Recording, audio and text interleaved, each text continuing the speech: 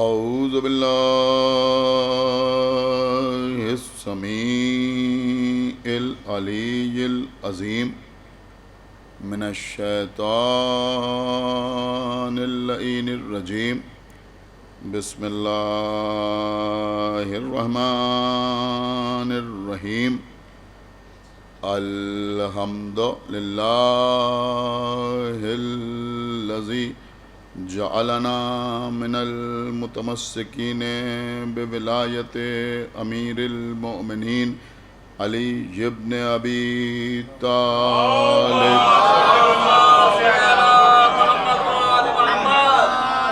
الصلاة والسلام علی صاحب الدین والاسلام والحل والحرام والرکن والمقام والصلاة والصیام والسجود والقیام والشریعت والاحکام والحجت والبرہان والمحبت والعرفان والحق والبیان والکتاب والقرآن سیدنا ونبینا وشفیعنا ومولانا ومولا الثقلین جد الحسن والحسین ابی القاسم محمد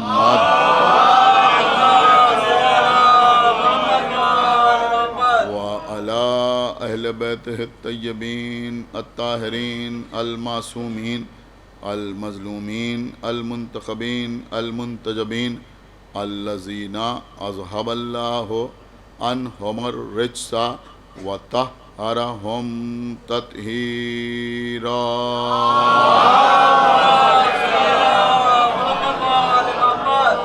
ولعنۃ اللہ علی اعدائہم وقتلتہم وغاصبی حقوقہم ومنکری فضائلہم ومصائبہم اجمعین من الآن الی یوم الدین اما بعد فقد قال اللہ سبحانہ تبارک و تعالی فی کتابہ المجید وفرقانہ الحمید وقولہ الحق بسم اللہ الرحمن الرحیم فأقم وجہک للدین حنیفا فطرۃ اللہ التی فطر الناس علیہا لا تبدیل لخلق اللہ ذالک دین القیم ولکن اکثر الناس لا یعلمون صلوات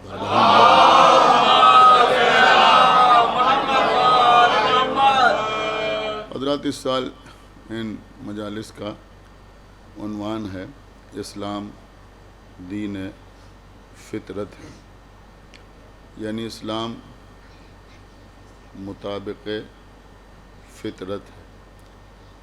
اس موضوع کو پیش نظر رکھتے ہوئے سورہ روم جو قرآن مجید کا 30واں سورہ ہے، اس 30ویں سورہ کی 30ویں آیت کو سرنامہ سخن قرار دیا ہے۔ اس ایک مکمل آیت میں 5 چھوٹے چھوٹے حصے ہیں۔ سب سے پہلا حصہ ہے فَأَقِمْ وَجْهَكَ لِلدِّينِ حنیفہ، یعنی حکم دیا جا رہا ہے کہ تم باطل سے کتراتے ہوئے دین کی طرف متوجہ ہو جاؤ۔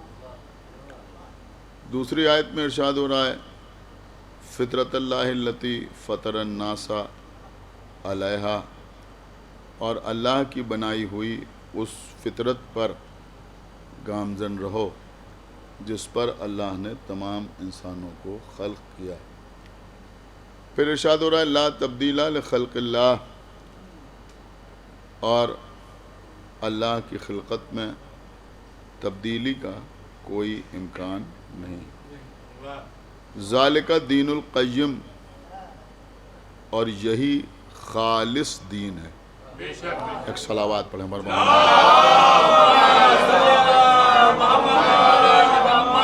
اس کے بعد ارشاد ہے کہ وَلَكِنَّ أَكْثَرَ النَّاسِ لَا يَعْلَمُونَ، حالانکہ اکثریت اس بات کو نہیں جانتی۔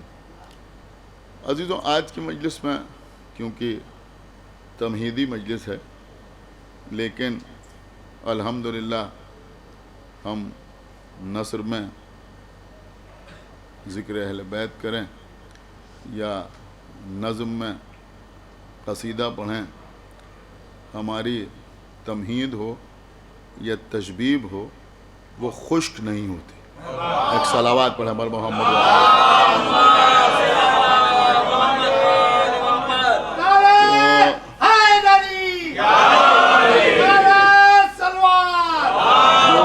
چار باتیں فطرت کے سلسلے میں آپ ملاحظہ فرمائیں۔ انشاءاللہ آج کی مجلس کو آپ یاد رکھیں گے۔ فطرت کسے کہتے ہیں؟ دیکھیں، قبل آپ نے ہزاروں مجلسیں سنی ہوں گی، جب سے ہوش سنبھالا ہے تب سے آپ مجالس سماعت فرما رہے ہیں۔ اکثر ایسی مجالس کہ جو بیٹوں کی طرف سے والدین کے ایصال ثواب کے لیے منعقد کی جاتی ہیں، ان مجالس میں آپ ذاکرین سے، علماء سے، خطباء سے ایسی آیات یا ایسی احادیث یا ایسے اخبار معصومین یعنی اقوال ائمہ سماعت فرماتے رہتے ہیں جن میں والدین کی اطاعت کا حکم دیا جاتا ہے۔ باپ کی اطاعت کرو، ماں کا احترام کرو، والدین کے سامنے سر جھکا کے بیٹھو، ان کی آوازوں پر اپنی آوازوں کو بلند نہ کرو، سوائے اگر مقصد حفاظت ہے تو بات الگ ہے، ورنہ اپنے باپ سے آگے آگے نہ چلو۔ قرآن مجید کا حکم ہے کہ اگر والدین کی طرف سے تمہیں کوئی اذیت بھی پہنچے تو تم اف نہ کرو۔ انتہا یہ ہے کہ اگر نماز بھی پڑھو تو اس میں بھی قنوت میں رب ارحمہما کما ربیانی صغیرہ کہہ کر اپنے والدین کے حق میں دعا کرو۔ تو والدین کے سلسلے میں آیات بھی، احادیث بھی، اقوال بھی، حکایات بھی، واقعات بھی، تعلیمات بھی، تنبیہات بھی آپ کو مجالس میں سننے کو ملتے ہیں۔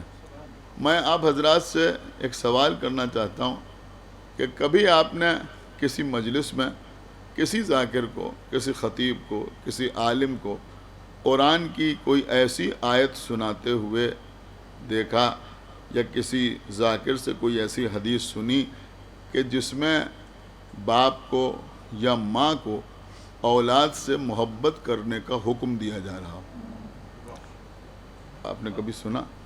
بیٹے کو حکم دیا جا رہا ہے کہ تم باپ کی اطاعت کرو، اولاد کو حکم دیا جا رہا ہے کہ تم ماں کا احترام کرو، لیکن کبھی آپ نے دیکھا کہ کسی آیت میں والدین سے کہا جا رہا ہو، تربیت کا حکم مل سکتا ہے لیکن محبت کے سلسلے میں باپ کے لیے کوئی حکم ہو، ماں کے لیے کوئی حکم ہو کہ اللہ ماں باپ سے کہے کہ تم اپنے بچے سے محبت کرو، اور خصوصیت کے ساتھ ماں کے لیے کوئی ایک حکم قرآن مجید کی کسی آیت میں، پیغمبر کی کسی حدیث میں، امام کے کسی قول میں آپ کو نہیں ملے گا کہ ماں سے یہ کہا جا رہا ہو کہ تم اپنے بچے سے محبت کرو۔ اس کا مطلب یہ ہوا کہ ماں جو بچے سے محبت کرتی ہے اس کے لیے حکم کی ضرورت نہیں ہوتی۔ ایک صلوات پڑھیں بر محمد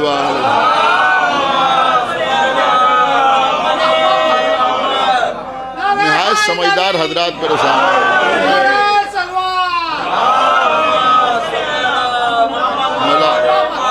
آپ کو سلامت رکھیں، قبلہ سنیے گا۔ تو ماں جو اولاد سے محبت کرتی ہے اسے اس محبت کے لیے کسی کے سکھانے کی ضرورت نہیں ہوتی، کسی کے پڑھانے کی ضرورت نہیں ہوتی، کسی تعلیم کی ضرورت نہیں ہوتی، کسی تربیت کی ضرورت نہیں ہوتی، کسی حکم کی ضرورت نہیں ہوتی۔ بس عزیزوں، جس کام کے لیے کسی حکم کی ضرورت نہ ہو اسی کو فطرت کہتے ہیں۔ ایک صلوات پڑھیں بر محمد ایک صلوات اور پڑھنے بر محمد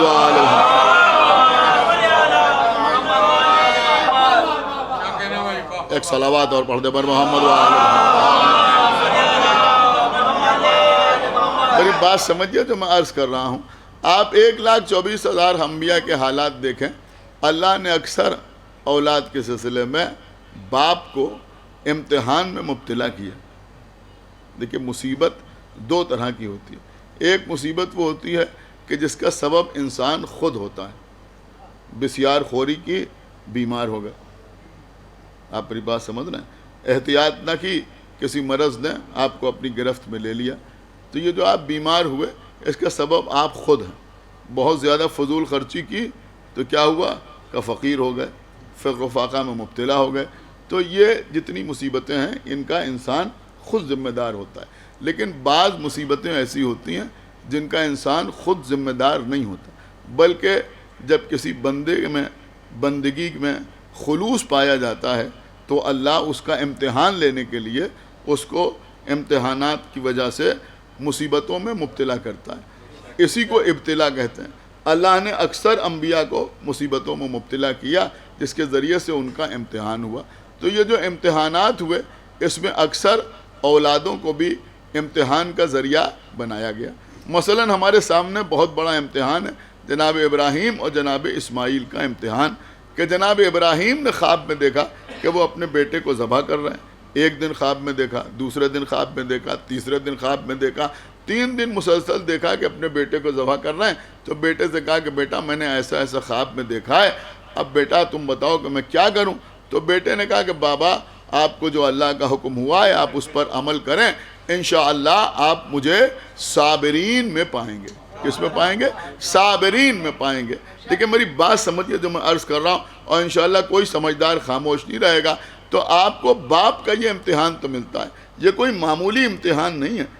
یقیناً جناب ابراہیم جیسی شخصیت چاہیے ہے ایسا امتحان دینے کے لیے. سمجھ رہے ہیں؟ جناب ابراہیم جو اللہ کے خلیل تھے، جو نبی تھے، جو رسول تھے، جن کو اللہ نے انسانوں کا امام بنایا تھا، جو پیغمبر اسلام کے جد بزرگوار تھے، ان کا اللہ نے یہ امتحان لیا. امتحان کس کا ہوا؟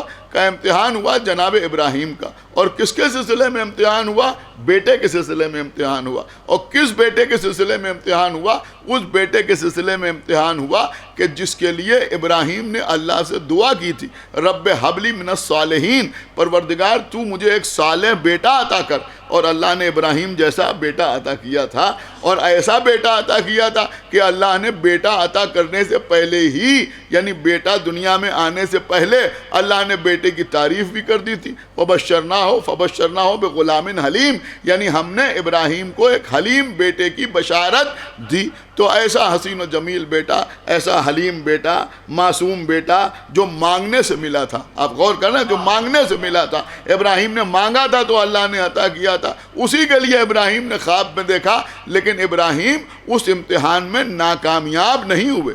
آپ سمجھ رہے ہیں؟ ابراہیم اس امتحان میں ناکامیاب نہیں ہوئے، بلکہ ابراہیم اس میں کامیاب ہوئے.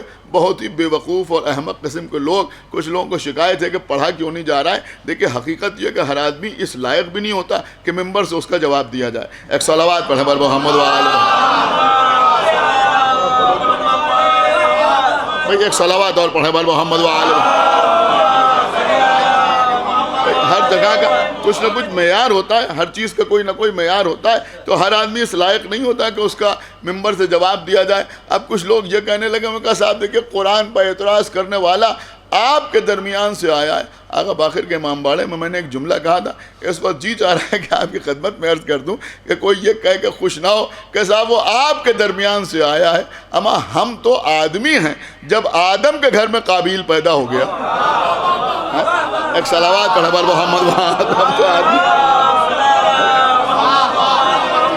ایک صلوات اور پڑھے بر محمد وآلہ محمد.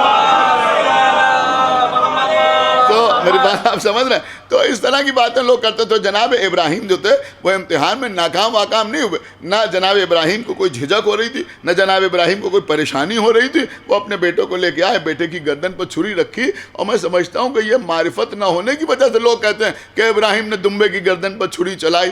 آپ مجھے بتائیں سوچ سمجھ کے کہ ابراہیم نے دمبے کی گردن پر چھری چلائی یا بیٹے کی گردن پر چھری چلائی؟ ابراہیم نے جو چھری چلائی وہ تو بیٹے ہی کی گردن پر چھری چلائی. آنکھوں پر پٹی بندھی ہوئی تھی، اللہ نے ریپلیس کر دیا بیٹے سے دمبے کو، اور دمبا ذبح ہو گیا اور اسماعیل بچ گئے. یہ تو صرف میں نے آپ کو متوجہ کرنے کی خاطر عرض کیا کہ بھئی باپ کا بیٹے کے سلسلے میں اس طرح کا امتحان اللہ نے لیا. لیکن پوری تاریخ انسانیت میں آپ دیکھ ڈالیے، اللہ نے کبھی کسی ماں کا اس قسم کا امتحان نہیں لیا.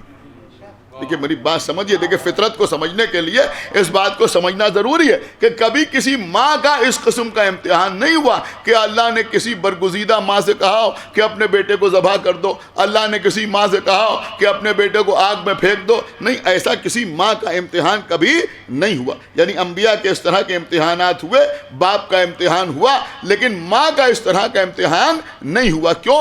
کہ اس لیے کہ اولاد کی محبت ماں کی فطرت میں داخل ہے۔ میری بات سمجھ رہے ہیں؟ ماں کی فطرت میں داخل ہے۔ دیکھیں یہاں پر ماشاءاللہ شعراء بھی بیٹھے ہوئے ہیں، ذاکرین بھی بیٹھے ہوئے ہیں، علماء بھی بیٹھے ہوئے ہیں، دیگر پڑھے لکھے حضرات بیٹھے ہوئے ہیں۔ ہو سکتا ہے کوئی سوچ رہا ہو کہ یہ آپ کیا پڑھ رہے ہیں، ایک واقعہ تو ایسا ہمارے سامنے آتا ہے، لیکن میں اس واقعے کی حقیقت بھی آپ کی خدمت میں عرض کر دوں۔ ہو سکتا ہے کسی کے ذہن میں یہ بات آ رہی ہو کہ بھئی جناب موسیٰ کی ماں نے جناب موسیٰ کو صندوق میں رکھا اور صندوق میں رکھ کے دریا کے حوالے کر دیا، کیا یہ معمولی امتحان تھا؟ ایک صلوات پڑھیں بر محمد و آل محمد۔ دیکھیں آپ یقین میں کہتا نہیں ہوں، لیکن اس وقت میں واقعی بہت تھکا ہوا ہوں، لیکن آپ تھکے ہونے کا مظاہرہ نہ کریں۔ ایک صلوات پڑھیں بر محمد و آل محمد۔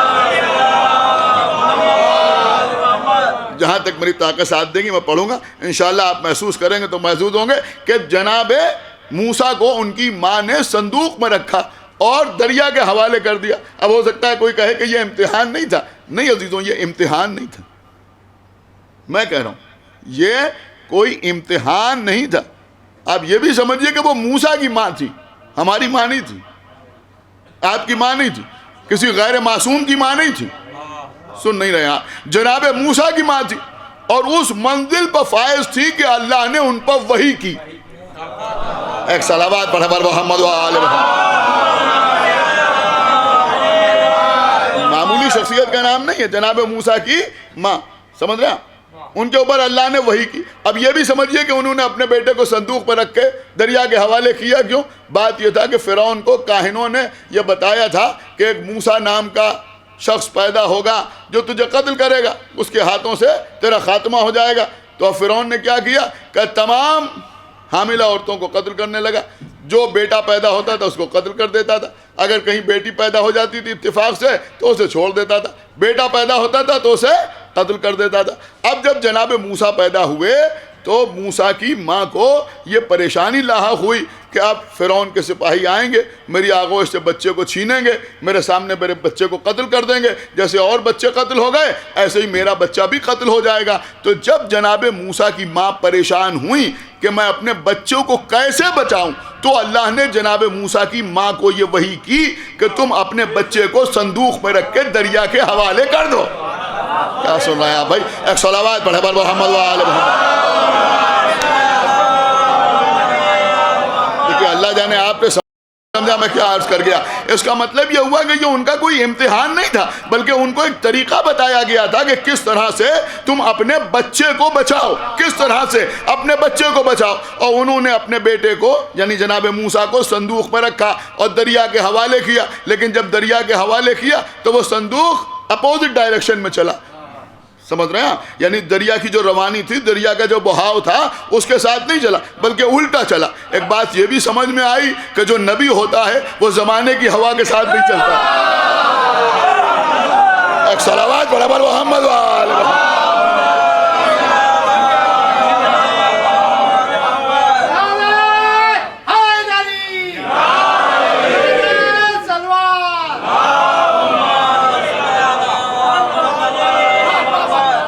خدا کے لیے بھائی بہت توجہ کے ساتھ آپ سماعت فرمائیں۔ یہ قبلہ لکڑی کا صندوق تھا، لکڑی کا صندوق تھا، لیکن اس صندوق نے کچھ دیر کے لیے موسیٰ کو اپنی آغوش میں لیا۔ دیکھیں یہ چیز تو بالکل پڑھی نہیں جاتی جو میں آپ کی خدمت میں عرض کرنا۔ لکڑی کا صندوق تھا اور لکڑی کے صندوق نے موسیٰ کو کچھ دیر کے لیے اپنی آغوش میں لیا، لے کے چلا، دریائے نیل کے قریب پہنچ گیا، دریائے نیل میں بہتا ہوا فرعون کے قصر کے قریب پہنچ گیا، اور فرعون اپنی زوجہ کے ساتھ بڑے ریلیکس موڈ میں کھڑا ہوا تھا۔ اسے دیکھا صندوق چلا آ رہا ہے، وہ دریا کے اندر اتر گیا، گھٹنوں تک اترا، اس نے چاہا کہ صندوق کو کھینچے لیکن صندوق پیچھے ہٹ گیا، پھر ہاتھ آگے بڑھایا وہ پھر پیچھے ہٹ گیا، پھر ہاتھ آگے بڑھایا وہ پھر پیچھے ہٹ گیا۔ آخر میں اس کی زوجہ آگے بڑھی جو مومنہ تھی، تو صندوق اس کے ہاتھ میں آ گیا، اس نے کھولا تو اس میں ایک بچہ نکلا۔ اب آگے کے سارے واقعے سے آپ واقف ہیں۔ بھئی کچھ سمجھ میں آئے یا نہ آئے، لیکن کم سے کم ہماری قوم کی سمجھ میں یہ آیا کہ دریا اتنا امین ہوتا ہے کہ اگر کوئی امانت اس کے حوالے کی جائے، ایک صلوات پڑھے بر محمد وآلہ محمد، تو یہ حقدار تک پہنچاتا ہے۔ ایک صلوات اور پڑھے بر محمد وآلہ محمد، ایک صلوات اور پڑھے بر محمد وآلہ محمد۔ اب آپ عریضے کا فلسفہ سمجھے یا نہیں سمجھے؟ تو پانی کے حوالے کیا تھا، اب وہ صندوق وہاں پہنچ گیا۔ لیکن عزیزوں، اللہ نے موسیٰ کو تو پلوایا، لیکن صندوق کو بھی کیا مرتبہ عطا کیا آپ کو پتہ ہے؟ یہی صندوق تھا جو تابوت سکینہ کہلایا۔ دیکھیں عام طور پر یہ بات بیان نہیں ہوتی، یہی صندوق تھا جو تابوت سکینہ کہلایا، اس لیے کہ وہاں رکھا رہا۔ بعد میں جناب موسیٰ اس صندوق کو لے کے چلے گئے، اور پھر ہوا کیا کہ اس صندوق میں انبیاء کے تبرکات جمع کیے گئے۔ سمجھ رہے ہیں؟ انبیاء کے تبرکات جمع کیے گئے، اسے تابوت سکینہ کہا گیا۔ اللہ نے قرآن میں اس کا ذکر کیا، اللہ نے قرآن میں اس کا تذکرہ کیا، اور تذکرہ ایسے ہی نہیں کیا بلکہ اللہ نے اسے بقیہ کہا۔ پڑھے لکھے لوگ بیٹھے ہوئے ہیں، آپ نے سمجھیں گے تو کون سمجھے گا؟ اللہ نے اسے کیا کہا؟ اللہ نے اسے بقیہ کہا۔ دیکھیں پہلی بار پڑھ رہا ہوں، اللہ نے اسے بقیہ کہا۔ تو یہ بقیہ کس کا بقیہ تھا؟ کہ یہ نبوتوں کا بقیہ تھا۔ کیا سن رہے ہیں؟ یہ رسالتوں کا بقیہ تھا، اس لیے اس میں انبیاء کے تبرکات تھے۔ کیا تھے؟ کسی نبی کا امامہ تھا، کسی نبی کی ابا تھی، کسی کی قبا تھی۔ اب یہ ایک طویل داستان ہے کہ کس طرح اس پہ یہ ساری چیزیں جمع ہوئیں۔ تو یہ ساری چیزیں اس کے اندر جمع تھیں، کسی نبی کا امامہ، کسی نبی کی ابا، کسی نبی کی قبا، کسی نبی کی نالین، نہیں سن رہے ہیں؟ کسی نبی کی نالین، کسی کی تلوار، کسی کی زرہ، کسی کا صحیفہ، سمجھ رہے ہیں؟ کسی کا صحیفہ، یہ ساری چیزیں اس کے اندر آ گئیں۔ اب جب اس کے اندر آ گئی تو یہ تابوت سکینہ ایسا بابرکت ہو گیا کہ بنی اسرائیل اس کو لے کے چلتے تھے آگے آگے جب جنگ کرنے جاتے تھے، اور یہ ان کی کامیابی کی ضمانت بنتا تھا۔ تو یہ کیا تھا کہ یہ بقیہ تھا۔ کس کا بقیہ تھا؟ انبیاء کا بقیہ تھا۔ نہیں سن رہے ہیں؟ انبیاء کا بقیہ تھا۔ تو چونکہ یہ انبیاء کا بقیہ تھا، اس لیے اس پہ انبیاء کے تبرکات تھے۔ آپ کو معلوم ہے ہمارے امام جب دنیا میں تشریف لائیں گے تو ہمارے امام کا ایک لقب ہوگا۔ کیا لقب ہوگا؟ بقیت اللہ۔ سنایا ہے نہیں سنایا؟ ایک صلوات برابر محمد وآلہ محمد۔ پڑھے لکھے لوگ بیٹھے ہیں، آپ نے سمجھے گے تو کون سمجھے گے؟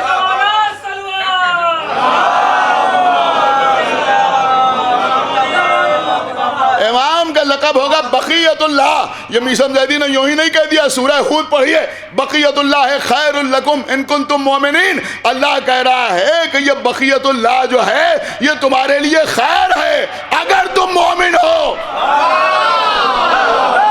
ارے بھائی صلوات پڑھے بر محمد وآلہ محمد۔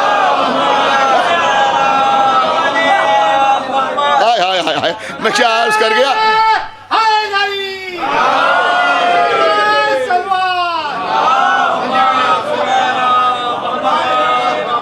اب عزیزوں ہم بھی انتظار میں، آپ بھی انتظار میں، اور تمام مومنین آنے والے کے انتظار میں ہیں۔ میں سمجھتا ہوں جو بھی رتی برابر بھی انتظار کر رہا ہے اس جملے پر خاموش رہے گا کہ تابوت سکینہ انبیاء کا بقیہ تھا، رسالتوں کا بقیہ تھا، نبوتوں کا بقیہ تھا، اس لیے اس میں انبیاء کے تبرکات تھے۔ ہمارے امام اللہ کا بقیہ ہیں، ان میں اللہ کے صفات ہیں۔ ایک صلوات برابر محمد وآلہ محمد۔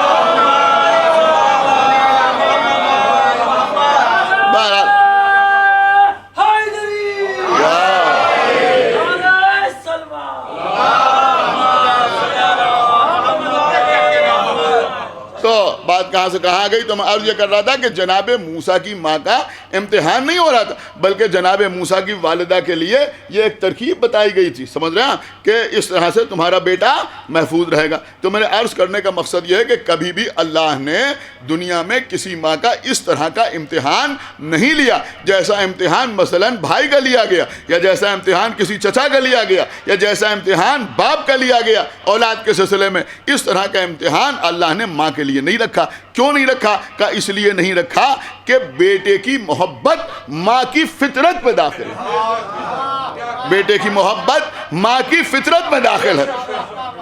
دیکھیے عزیزوں، آج کل تو لوگ ہر چیز میں حلال و حرام اور جائز و ناجائز کا ترازو لیے ہوئے کھڑے ہو جاتے ہیں، لیکن عزت دار گھرانوں سے آنے والے، سمجھ رہے ہیں آپ، عزت دار گھرانوں سے آنے والے میری مثال کو اچھی طرح سمجھ سکتے ہیں۔ اگر آپ سمجھنا چاہتے ہیں کہ فطرت کسے کہتے ہیں، تو اگر آپ کی ماں باحیات ہے تو ایک سفید رنگ کی چادر سر سے پیر تک اپنی ماں کے سامنے اوڑھ کے لیٹ جائیے۔ حرام نہیں ہے، ناجائز نہیں ہے، غلط نہیں ہے، انتہائی ہے کہ مکروہ بھی نہیں ہے، لیکن ماں برداشت نہیں کرے گی۔ دیکھیے میں غلط تو نہیں عرض کر رہا ہوں، آپ کے مطلب کی بات عرض کر رہا ہوں نا، کہ ماں برداشت نہ کرے گی، فوراً آگے بڑھ کے بیٹے کا چہرہ کھول دے گی۔ کیوں چہرہ کھول دے گی؟ کہ اس لیے چہرہ کھول دے گی کہ ماں کو یہ گوارا ہی نہیں ہے۔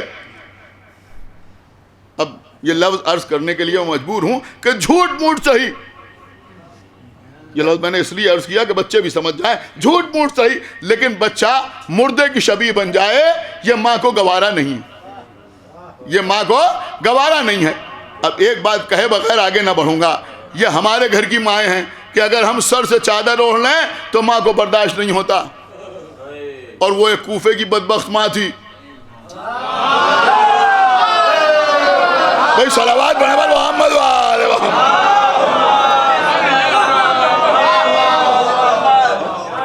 دیکھیں میں نے کوفے کی ماں کہا ہے، امت کی ماں نہیں کہا ہے۔ صلوات پڑھیں پر محمد وآل۔ ایک صلوات اور پڑھتے پر محمد وآل محمد۔ میرے مولا نے فرما دیا کہ میں زمین سے زیادہ آسمان کے راستوں سے واقف ہوں، زمین سے زیادہ آسمان کے راستوں سے واقف ہوں۔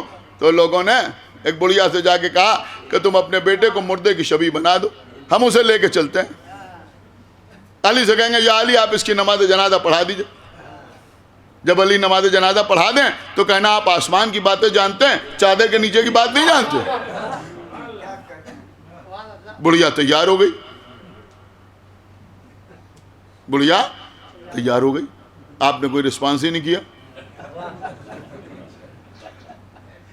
پورے واقعے میں سب سے زیادہ حیرت میں ڈالنے والی بات یہی ہے، تو سنی نہیں رہے آپ بھائی۔ ایک صلوات پڑھے پر محمد وآل محمد۔ یہ اتنی دیر کی تمہید اچھی لیے وہ بڑھیا تیار ہو گئی، آ گئی بیٹے کو لے کے، یا علی میرے بیٹے کی نماز جنازہ پڑھا دیجئے۔ میرے مولا نے کہا پڑھا دوں نماز جنازہ؟ یا علی آپ پڑھا دیجئے، آپ امام وقت ہیں، آپ جانشین رسول ہیں، آپ ولی اللہ ہیں، آپ عین اللہ ہیں، وجہ اللہ ہیں، لسان اللہ ہیں، اور اب تو سارے مسلمان آپ کو خلیفہ مان رہے ہیں، خلافت ظاہری کا زمانہ ہے، پڑھا دیجئے نماز جنازہ۔ لیکن میرے مولا نے نماز جنازہ نہیں پڑھائی، میرے مولا نے نماز جنازہ نہیں پڑھائی۔ دیکھیں ہو سکتا ہے کوئی کہے کہ بھائی یہاں تو دیکھیں شرعی مسئلہ تھا، بغیر وارث کی اجازت کے علی نماز جنازہ کیسے پڑھاتے، کیسے پڑھاتے علی بغیر وارث کی اجازت کے نماز جنازہ؟ میں ایک جملہ کہوں گا، ارے بھیا یہ تو نماز جنازہ کا مسئلہ ہے، نبی تو حق طلاق دے کے گئے ہیں۔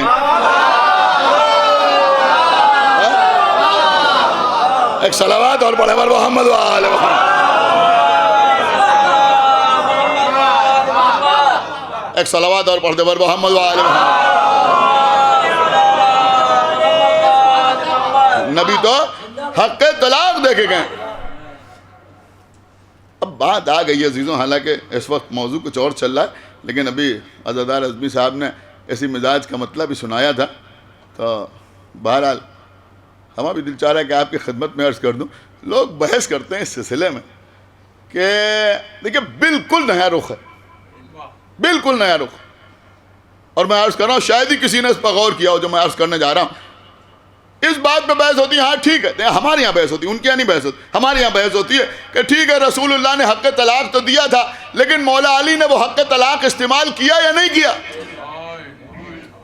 اس پہ بحث ہوتی ہے کہ علی نے وہ حق استعمال کیا یا نہیں کیا۔ اچھا یہ تو کنفرم ہے نا کہ رسول اللہ نے حق طلاق دیا تھا. یہ تو سب مانتے ہیں نا کہ حق طلاق دیا تھا. کہاں دیا تھا؟ لیکن علی نے وہ استعمال کیا یا نہیں کیا، اس پر بحث ہوتی ہے. دیکھیے قبلہ، ہم اسی منبر سے پڑھ چکے ہیں. اس سے پہلے اس وقت آپ کے سامنے اس بات کو سمجھانے کے لیے عرض کر رہے ہیں کہ جب رسول اللہ نے مکے کو فتح کیا تو پیغمبر تھے فاتح، اور مکے کے مشرکین اور کفار تھے مفتوح. پیغمبر تھے کامیاب، یہ تھے ناکامیاب.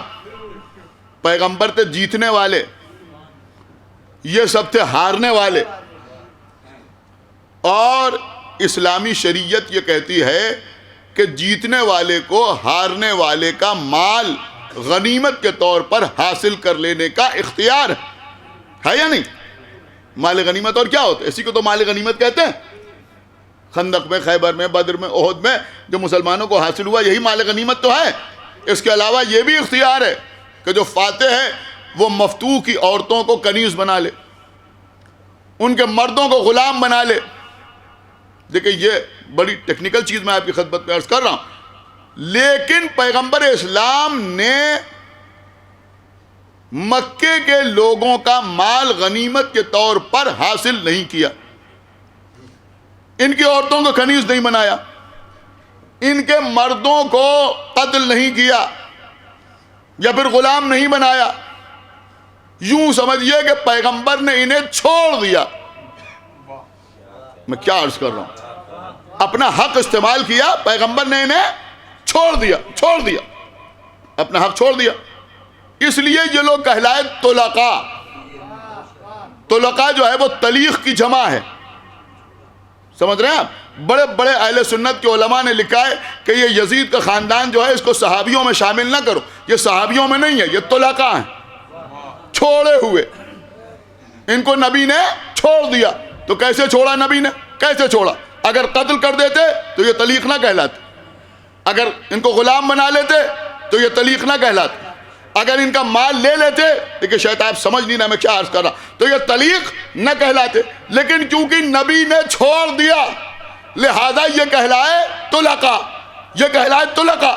تو ایک بات سمجھ میں آئی کہ چونکہ نبی نے اپنا اختیار استعمال نہیں کیا، آپ سمجھ بھی رہے ہیں نہیں سمجھ رہے، لہذا یہ کہلائے طلقاء. اب مولا علی کو رسول اللہ نے یہ اختیار دیا کہ تم میری جس زوجہ کو چاہو اسے میری ازواج کی فہرست سے باہر کر دو.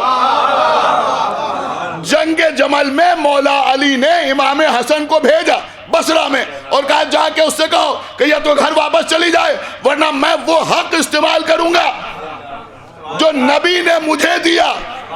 اب دیکھیں خالص اردو میں نکتہ آپ کی خدمت میں پیش کر رہا ہوں. اب اگر علی طلاق دے دیتے تو جس عورت کو طلاق دی جائے وہ کیا ہوتی ہے کہ چھوڑی ہوئی.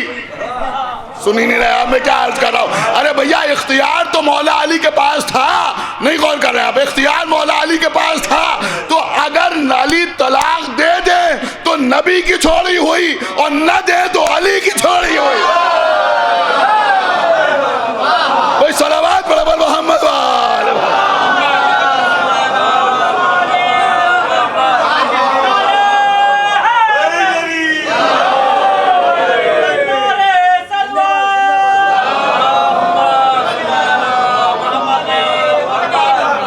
بھائی ایک صلوات اور پڑھ دے بر محمد وآل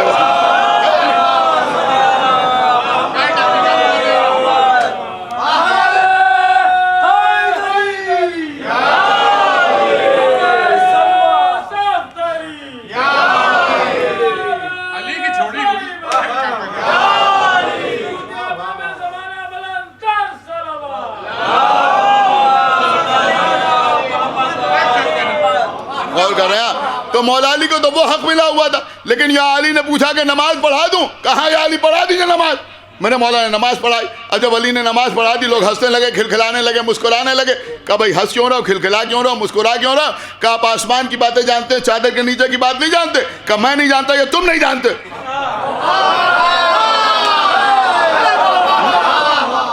ہٹاؤ چادر. ارے بدبختوں، اس سے کہہ رہا ہوں چادر کے نیچے کی بات نہیں جانتے. جو چادر کے نیچے آ جائے تو آیات تطہیر نازل ہو جائے. صلوات بر محمد و آل محمد. کہ چادر ہٹاؤ. چادر ہٹائی تو کیا دے گا؟ جسے زندہ لے کے آئے تھے وہ مردہ ہو گیا. وہ مردہ ہو گیا. بڑھیا نے علی کے قدم پکڑ لیے کہ یا علی ہم تو زندہ لے کے آئے تھے, یہ مر کیسے گیا؟ ارے مر کیسے نہ جاتا؟ میرے مولا نے نماز میت کی نیت کی تھی. اب اس کے آگے کے سارے واقعے سے آپ واقف ہیں. اب مجھے سب کچھ نہیں عرض کرنا ہے, لیکن قسم خدا کی اس پورے واقعے میں ہمیں کسی بات پہ حیرت ہی نہیں ہوتی. وہ مر کیسے گیا حیرت نہیں ہوتی. مولا نے نیت کی, زندہ تھا مر گیا, ٹھوکر لگائی پھر زندہ ہو گیا. لوگ اس عورت کو علی کے مقابلے پہ لے کے آئے, وقت پڑا سب بھاگ گئے, اس پہ بھی حیرت نہیں ہوتی. آپ سمجھ رہے ہیں یا نہیں سمجھ رہے ہیں؟ لیکن کیونکہ ہم آپ تمام حضرات جو یہاں بیٹھے ہیں یہ شریف ماؤں کی گود میں پل کے بڑے ہوئے ہیں, لہذا ہمیں حیرت اسی بات پہ ہوتی ہے کہ وہ بڑھیا تیار کیسے ہو گئے. قسم خدا کی عزیزوں کسی بات پر ہمیں حیرت ہی نہیں ہوتی. لیکن لوگ کہتے ہیں صاحب تبلیغی رخ ہونا چاہیے. میں اس واقعے کا تبلیغی رخ آپ کی خدمت میں پیش کر رہا ہوں کہ ماں کو کیسا ہونا چاہیے. تو ہمیں حیرت اس بات پہ ہوتی ہے کہ وہ بڑھیا تیار کیسے ہو گئی. اس لیے کہ اولاد کی محبت ماں کی فطرت میں داخل ہے. لیکن مولا علی کی عداوت میں یہ اپنے بیٹے کو مردے کی شبیہ بنانے کے لیے تیار ہو گئی. اب بھائی جو سمجھ لیں وہ بولیں ضرور. ایک بات ضرور سمجھ میں آئی کہ جب کسی کے دل میں علی کی عداوت پیدا ہوتی ہے تو وہ غیر فطری عمل کرنے لگتا ہے. صلوات بر محمد و آل محمد.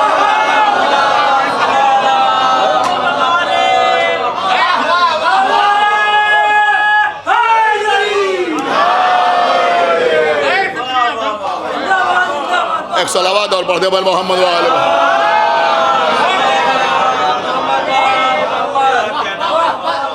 بس قبلہ سنیے.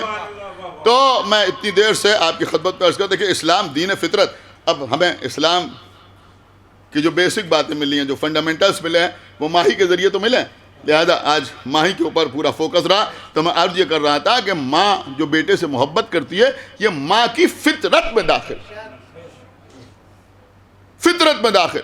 اور ایک بہت بڑا جملہ کہہ رہا ہوں, جن کی مائیں با حیات ہیں وہ ان کی حیات کی دعا کر کے سنیں, اور جن کی مائیں اس دنیا سے گزر گئی ہیں وہ ان کے لیے مغفرت کی دعا کر کے سنیں. لیکن بہت قیامت کا جملہ آپ کی خدمت میں عرض کر رہا ہوں کہ بیٹے کی محبت ماں کی فطرت میں داخل ہے, اور یہی فطرت ماں کو عصمت کا ایک نمونہ بنا دیتی ہے. ایک صلوات پڑھے بر محمد و آل محمد. دیکھیں خدا کے لیے سنیے جو میں عرض کر رہا ہوں, عصمت کا نمونہ بنا دیتی.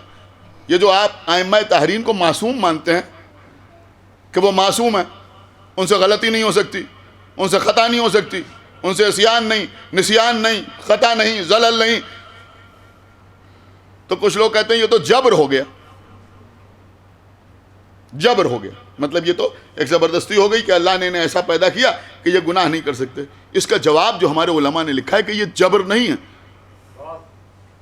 ہمارے علماء نے لکھا ہے, دیکھیں اب پڑھے لکھے لوگ سمجھیں گے, ان کا یہ جبر نہیں ہے, بلکہ علماء نے لکھا ہے کہ اگر تم سمجھنا چاہتے ہو تو اکثر لوگوں میں عصمت کی جھلکیاں پائی جاتی ہیں.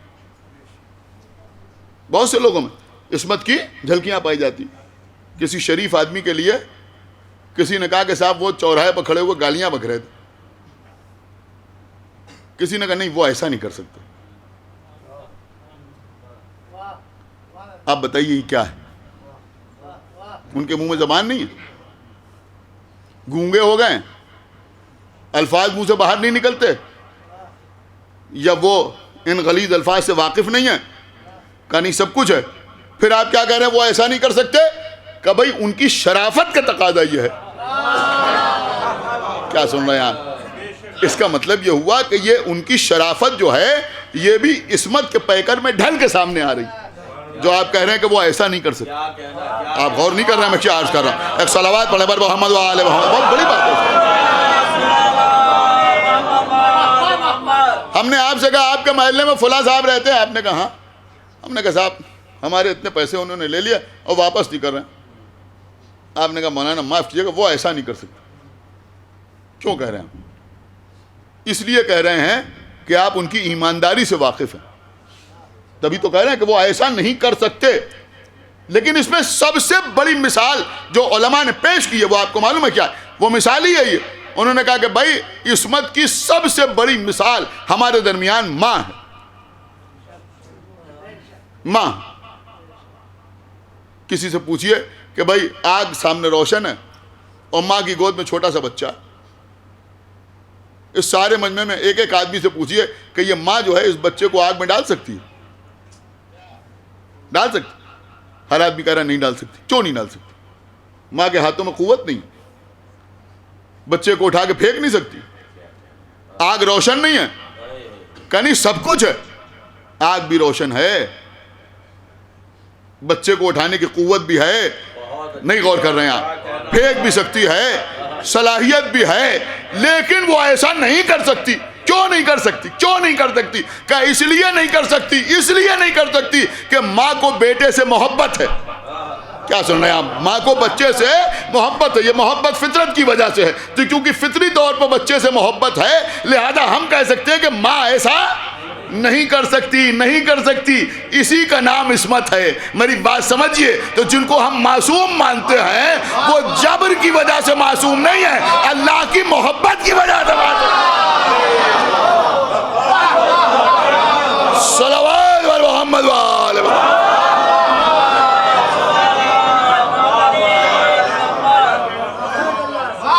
ایک صلوات اور پڑھ دے پر محمد و آل محمد۔ دیکھئے یہ میں سمجھتا ہوں کہ یہ بڑی دقیق قسم کی بحث ہے، اور میں نے اس کو بہت ہلکا کر کے بالکل ایک جھلکی آپ کو دکھائی ہے تاکہ کچھ آپ اس سے واقف ہو جائیں کہ بھئی یہ ماں کی محبت ہے جو اس کو عصمت کی اس منزل پر فائز کرتی ہے، حالانکہ یہ عصمت فقط اس عصمت کو سمجھانے کے لیے ہے۔ سمجھ رہے ہیں آپ؟ جیسے میں سمجھتا ہوں کہ امام جماعت کے آگے کوئی کھڑا نہیں ہو سکتا، تو یہ امامت اس امامت کی معرفت حاصل کرنے کے لیے ہے۔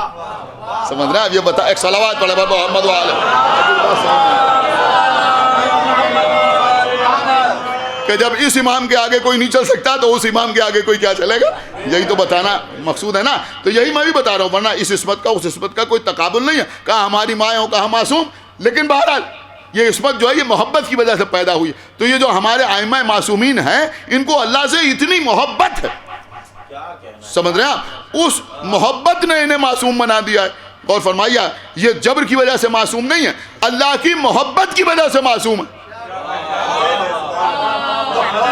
اب بس عزیزوں پڑھ چکا میں، بہت دیر میں نے پڑھ لیا اور جتنا میری طاقت نے اس وقت ساتھ دیا میں آپ کی خدمت پہ عرض کر چکا۔ اب ایک آخری جملہ سنیے اور میں سمجھتا ہوں شاید اب کوئی خاموش نہیں رہے گا۔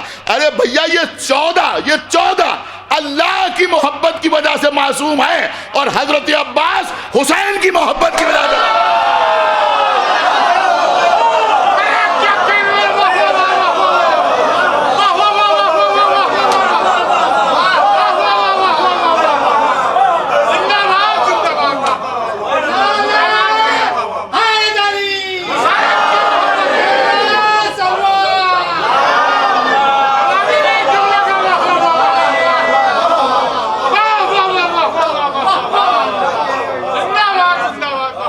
ایک صلوات اور پڑھ دے پر محمد و آل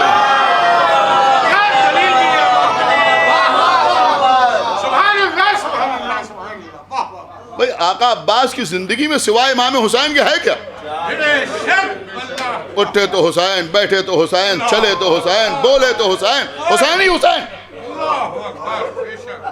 دیکھیں ابھی میں مسائل پڑھوں گا، لیکن اب میں سمجھتا ہوں شاید بی بی کا اشارہ ہے جو موضوع یہاں تک آ گیا، ورنہ کوئی ارادہ نہیں تھا۔ خدا کے لیے سنی، اب بات آ گئی تو میں پیچھے نہیں جانا چاہتا، پوری توجہ آپ حضرات کی چاہتا ہوں۔ یہ حضرت عباس ہے۔ پھر ایک جملہ، اور میں سمجھتا ہوں یہ جملہ بھی خالی نہیں جائے گا۔ لوگ کہتے ہیں عباس کسے کہتے ہیں؟ جملہ سنیں گے آپ؟ عباس اس عظیم ترین شخصیت کا نام ہے جس کی زندگی کو حسین کہتے ہیں۔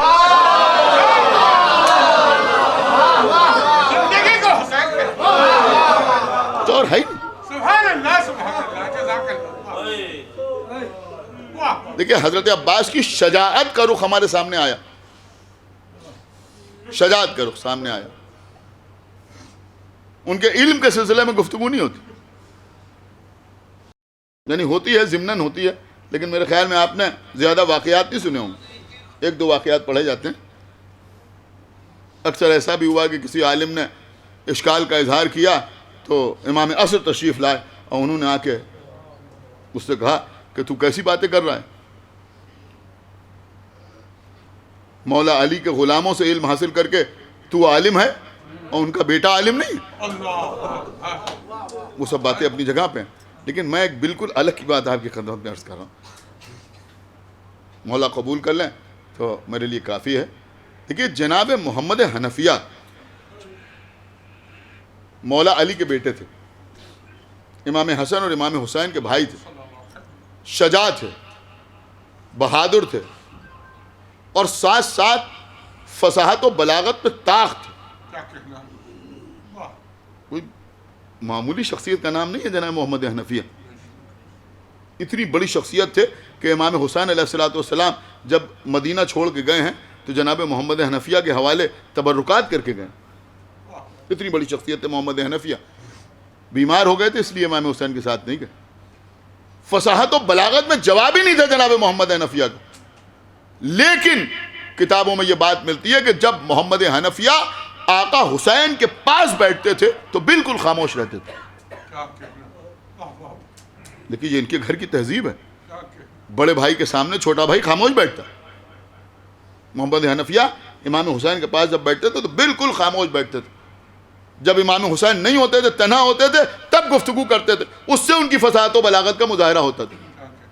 اور ساتھ ساتھ جہاں یہ لکھا ہے وہیں یہ بھی لکھا ہے کہ خود آقا حسین جب امام حسن کے پاس بیٹھتے تھے تو امام حسین خاموش بیٹھتے تھے. یہ ان کے گھر کا دستور ہے. اس طرح کے بہت واقعات ہیں. عزیزوں اب میری بات سنیے جو میں عرض کر رہا ہوں. محمد حنفیہ کی فصاحت و بلاغت کا جواب نہیں تھا، لیکن جب آقا حسین کے پاس بیٹھتے تھے تو خاموش بیٹھتے تھے. لیکن فصاحت و بلاغت کا مظاہرہ اس لیے ہوا کہ کبھی حسین کے پاس ہیں اور کبھی حسین سے دور ہیں. اللہ جانے آپ پہنچے یا نہیں پہنچے. میں کیا عرض کر رہا ہوں کہ کبھی محمد حنفیہ حسین کے پاس ہیں تو خاموش ہیں اور حسین سے دور ہیں تو بول رہے ہیں تو فصاحت و بلاغت کا مظاہرہ ہو رہا ہے. لیکن عباس تو حسین سے جدا ہی نہیں ہوئے، کبھی جدا ہی نہیں ہوئے. لیکن شاید امام حسین علیہ السلام کو یہ گوارا نہیں تھا. دیکھیے آپ یقین مانیں کہ اب الہامی مجلس ہو رہی. آقا حسین کو یہ گوارا نہیں تھا کہ میرے بھیا کی فصاحت و بلاغت کا مظاہرہ نہ ہو.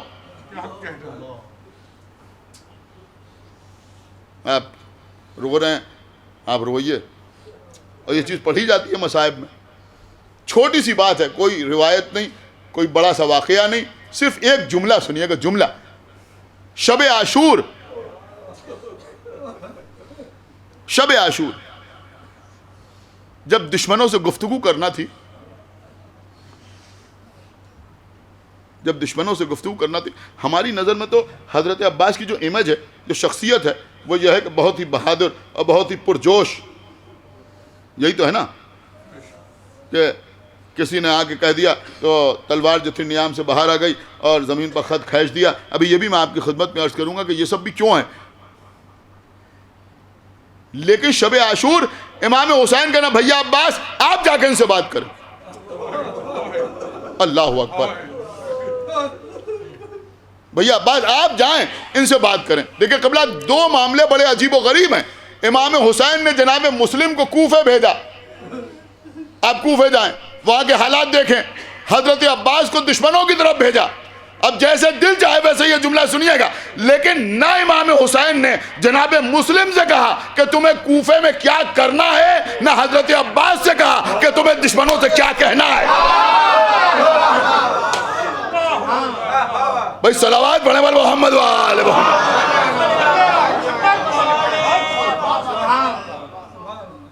ان کو بھی بھیج دیا، جاؤ جا کے وہاں کے حالات دیکھو.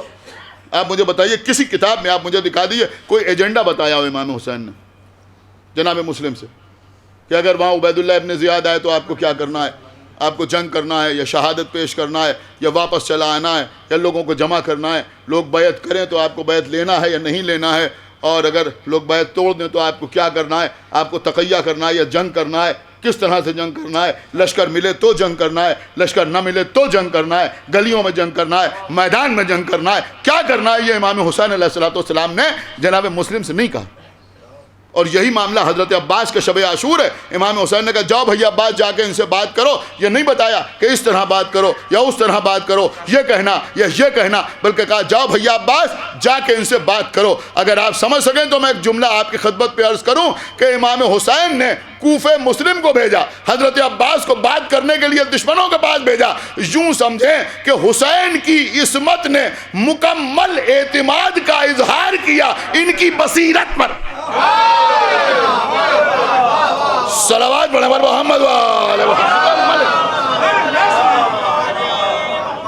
مکمل اعتماد آقا حسین. کیا اس سے یہ ثابت نہیں ہوتا؟ اب آپ بتائیے اور کسی کو کوئی عصمت کی دلیل چاہیے ہے کہ جو ان کی بصیرت ہے وہی ہماری مرضی ہے, یہ جیسے چاہے ویسے بات کریں بس. قبلہ اب میں نے ابھی کہا, لہذا میں آپ کی خدمت میں عرض کر دوں, علامہ جوادی نے اپنی کتاب, یعنی ذیشان در جوادی صاحب نے اپنی کتاب قمر بنی ہاشم میں ایک بہت خوبصورت سی بات لکھی ہے. انہوں نے لکھا ہے کہ حضرت عباس سے زیادہ امام حسین کی مرضی کو سمجھنے والا کون ہوگا؟ ہم سمجھیں گے, آپ سمجھیں گے, خطبہ سمجھیں گے, علماء سمجھیں گے, کون سمجھے گا؟ بھئی حضرت عباس سے زیادہ کون سمجھے گا؟ جو گود میں پلے ہیں ان سے زیادہ کون سمجھ سکتا ہے؟ جانتے ہیں نا کہاں تلوار چلانا ہے, کہاں نہیں چلانا ہے, جنگ کہاں ہونا ہے, کہاں نہیں ہونا ہے, سب جانتے ہیں حضرت عباس. اور یہ بھی معلوم ہے کہ اس سلسلے میں آقا حسین کیا حکم دیں گے, سب اچھی طرح جانتے ہیں. ان کو اچھی طرح معلوم ہے کہ ولید کے دربار میں تلوار نہیں چلانا, اس لیے کہ جنگ کربلا کے میدان میں ہوگی. اب آپ میرے خیال میں اس بات کو خود ہی سمجھ سکتے ہیں کہ جس کو مانگا ہی کربلا کے لیے گیا ہو, کہ وہ یہ سب نہیں جانتا. جانتے ہیں نا, تو پھر یہ وہاں تلوار کیوں نکالنا ہے؟ پھر جب یہ معلوم ہوا کہ مسلم کوفے میں شہید ہو گئے تو آقا حسین سے کہنے آقا حسین اجازت دیجئے میں کوفے جاؤں اور اینٹ سے اینٹ بجا دوں. یہ کیوں, کس لیے؟ یہ خیمے دریا کنارے سے کیوں نہیں ہٹا رہے ہیں جب شہزادی زینب کہہ رہی ہیں تب ہٹا رہے ہیں؟ یہ بار بار امام حسین سے کہہ رہے ہیں آقا میدان میں جانے کی اجازت دے دیجئے.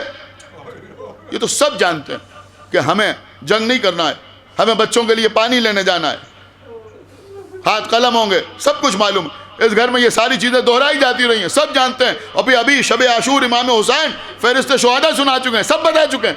تو پھر یہ حضرت عباس بار بار جوش کا مظاہرہ کیوں کر رہے ہیں؟ قسم خدا کی عزیزوں میں نے اس سے بہتر کوئی جملہ نہیں دیکھا. علامہ لکھتے ہیں کہ بات یہ ہے کہ یہ حضرت عباس جانتے سب کچھ تھے کہ ہمیں کب تلوار چلانا ہے اور کب تلوار نہیں چلانا ہے, لیکن یہ بار بار جوش کا مظاہرہ اس لیے تھا کہ دنیا حسین کو مظلوم سمجھے, مجبور نہ سمجھے.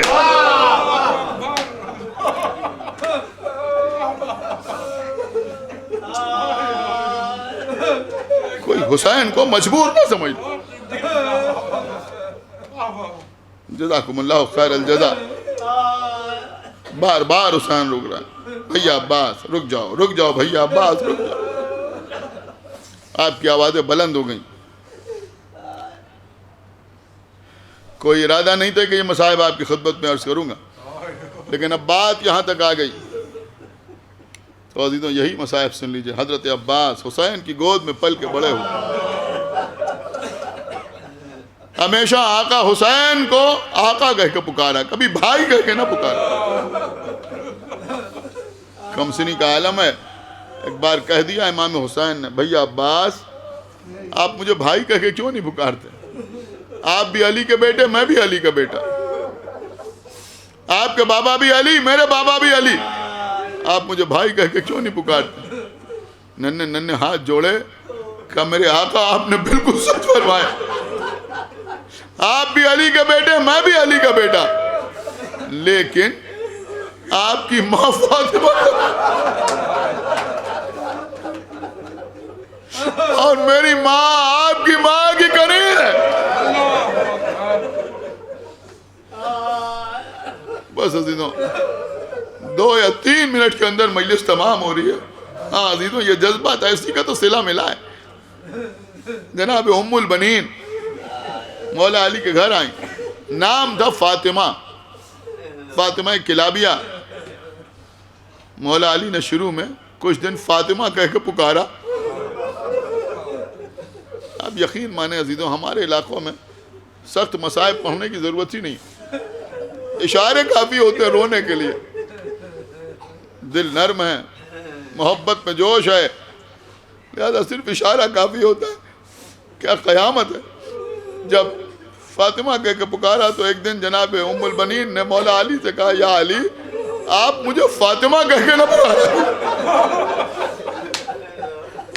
اے بی بی کیا آپ کا نام فاطمہ نہیں ہے؟ کہ بے شک ہمارا نام فاطمہ ہے، لیکن جب آپ ہمیں فاطمہ کہہ کے پکارتے ہیں تو حسنین کو اپنی ماں یاد آ جاتی ہے، ان کی آنکھوں میں آنسو آ جاتے ہیں.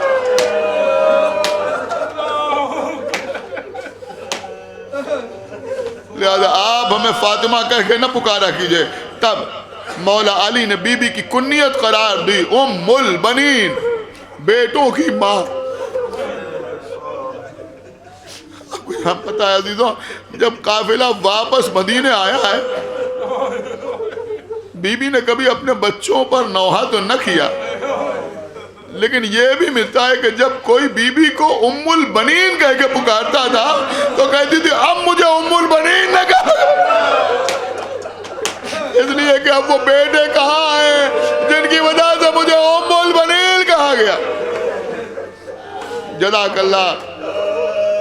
لیکن عزیزوں یہ ایثار، یہ قربانی، یہ اہل بیت سے محبت، اس کا صلہ یہ ملا